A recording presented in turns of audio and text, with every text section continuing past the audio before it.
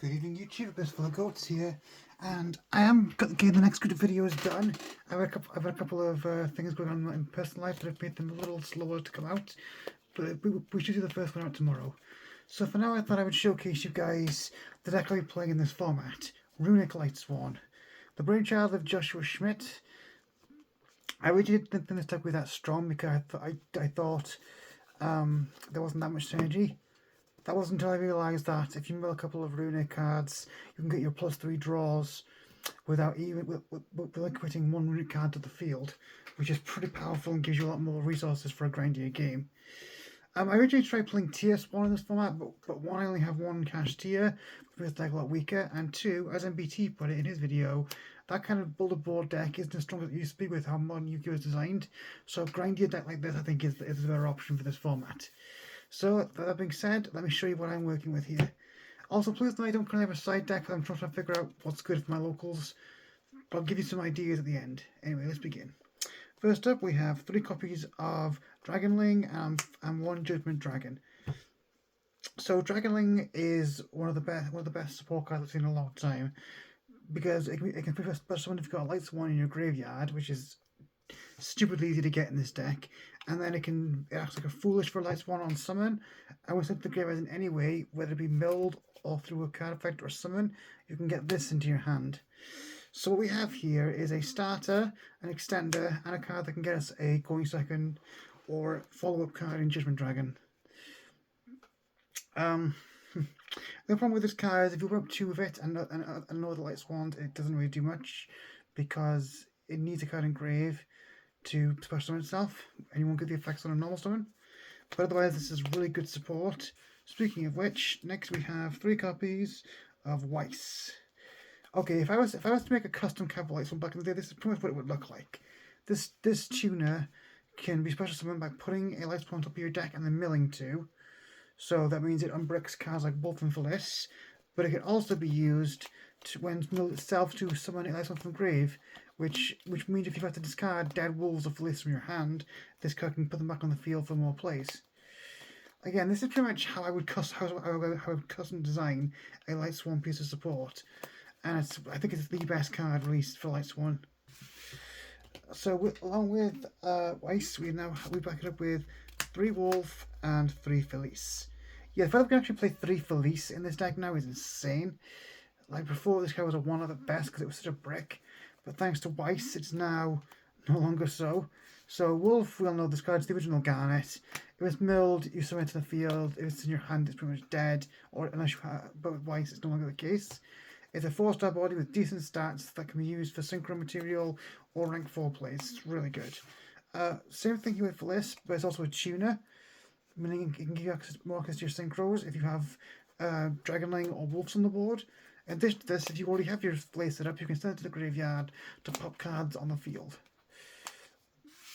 And finally, we have 1 Raiden for a normal summon. You don't want too many of this because he only mills 2 cards. And however, he has another tuner for the deck. He's got decent stats. Complementing the Lightsworns, we have 1 of each of the Ishida Shufflers. These are some of the best cards you can mill in this deck. They let you recycle your Runick cards if necessary. They let you recycle your Lightsworn cards if you're going very long into the game. And they also disrupt a lot of graveyard line strategies. Also, they're also level 4s, which means they can be used for synchro and rank 4 material as well in a pinch. Next we have the old school Lightsworn cards in Recharge and Charge of the Light Brigade. Okay, so these cards are your standard consistency boosters for the card decks. However, the fact that they're so old means they're not once per turns. So we get Charge here, which mills 3 before adding a Lightsworn, which is not once per turn, so you can ditch Dead Wolves and Felices from your hand. So you can mill Wolves, Felices, you can mill a bunch of good cards, and then sculpt your hand in a way to counter your plays. Recharge the one you want to do with Dead Wolves, because Recharge lets you pitch a Lightsworn, then draw 2 and mill 2.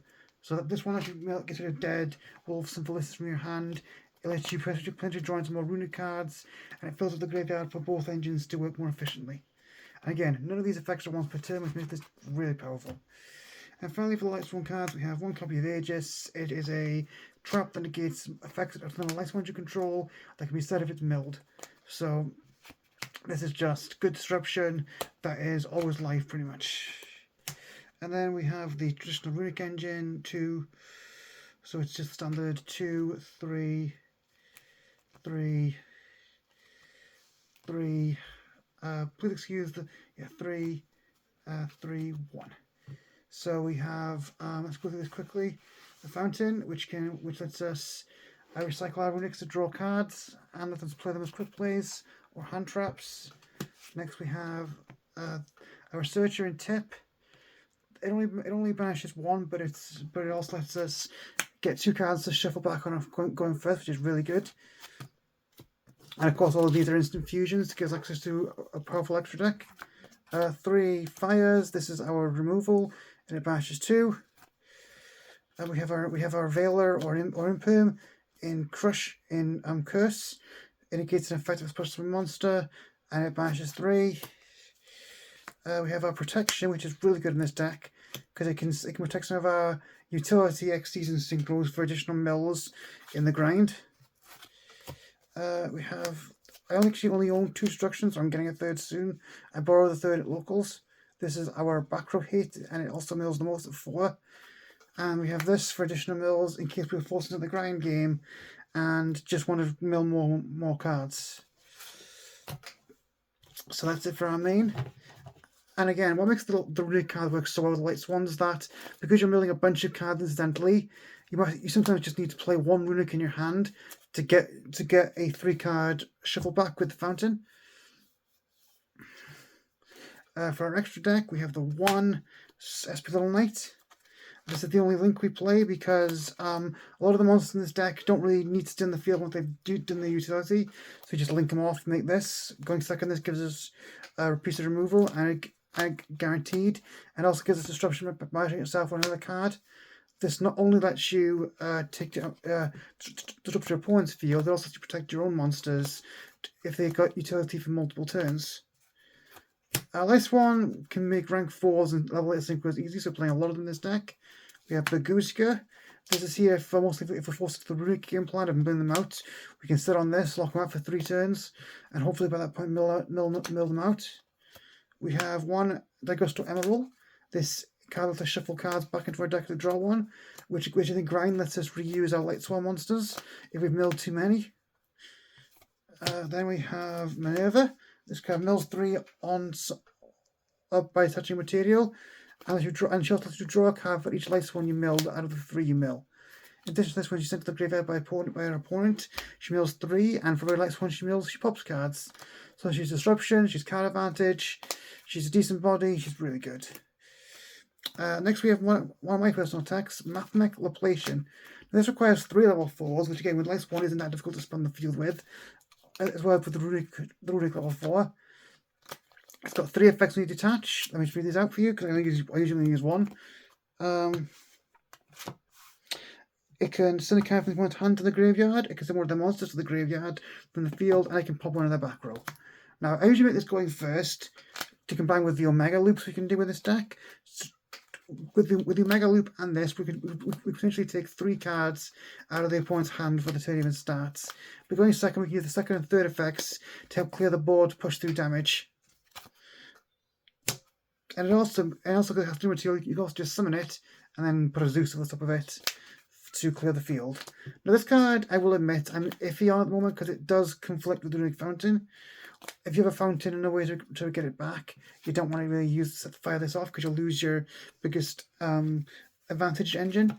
However, if you haven't got fountain up or if you're in a bad situation, this card can have you come back really easy. And then we have the Runicks. We have 1 Jerry, 2 Hugin. I choose this ratio because Hugin's the most important to get access to our fountain. However, Jerry lets us get our fountain back from the grave if it's accidentally milled. In addition to this, Jerry is also a level 4, meaning he can help with the synchro and rank 4 plays.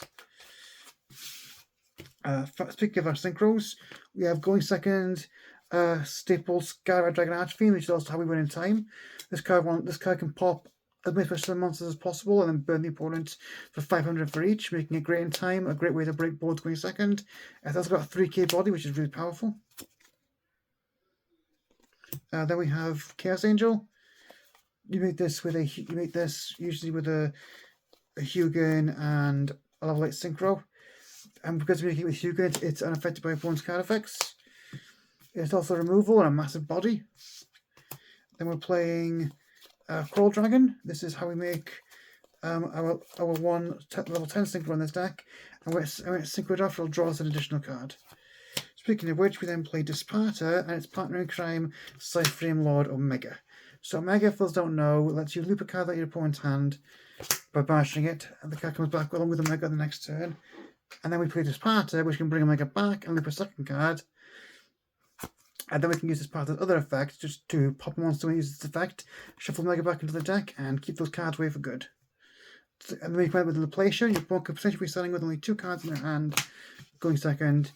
And then we're setting down both, and then we're setting down both Disparter, and if you got Omega back, you can also link it off for a Espadon Knight. And finally, we have Kit Kalos 2.0, the Synchro Maneuver. This card is one of the most busted Lightsworn cards I've ever seen. On summon, she can send 2 Lightsworn to different types to the graveyard if you use 2 Lightsworns to make it, which you usually have, which means she gives you more access to Wolf and Phyllis, or graveyard effects of cards like Dragonling and Weiss. And then you can banish 4 different named Lightsworns and mill 4 cards. So yeah, like I said, this card is basically like Kit Kalos 2.0. She wants guarantees you all your Lightsworn plays and a full grade of Runick cards. And then you can just link her off with another card and make SP for some interaction. So like I said, I don't know what I'm doing for the side deck yet, although the card I would suggest would conclude Ash Blossom, because Branded is really bad for this deck. You may also want other hand traps to replace the Runick cards with, like Ghost Ogre, Imperm, Drawl, the usual stuff, depending on what's popular in your meta. Dimensional Barrier is one I'm considering playing as well, because Voiceless Voice is something this deck would find really hard to out. And there are a few other options I'm considering as well. So that's what we'll be playing a lot in the next few weeks until the new ban list comes out. I hope you guys enjoyed this video, and stay tuned tomorrow where I'll be releasing my first episode of a new series on this channel called Ban List Breakdown, where I'll be discussing the history of the Yu-Gi-Oh! Ban list and discussing why the cards were banned at the time and did they deserve it or not. And I've got a few other videos in the pipeline as well, so see you guys then.